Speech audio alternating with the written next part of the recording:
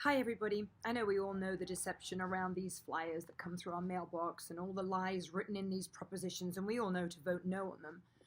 But I didn't realize that a candidate for congressman here in the 25th district would stoop as low as to create and pay for not only a flyer that looks like this, that says utter nonsense, but also have robocalls go out to thousands and thousands of people. I've received no less than 25 text messages and calls saying, Victoria, did you see how low Steve Knight has just gone by saying that Mike Garcia didn't vote for Trump in 2016?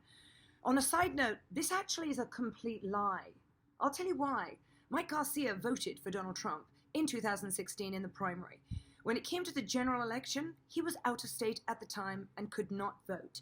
Mike Garcia has always been a Republican, a conservative, and he's never gone against our president once. On the other hand, Mr. Steve Knight, who apparently has paid for this ad, it says it right there, Mr. Steve Knight has gone against our president numerous times, including when he was in Congress.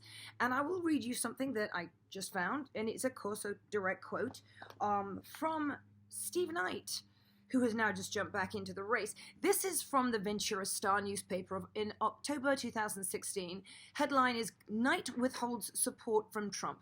Representative Steve Knight won't be supporting fellow Republican Donald Trump for president, the congressman said Saturday in a statement issued a day after recording. And it goes on like that. But there are many things you can do your own research. I also suggest you do your own research on Mike Garcia, and you will see why he is qualified to be our congressman in the 25th district coming up.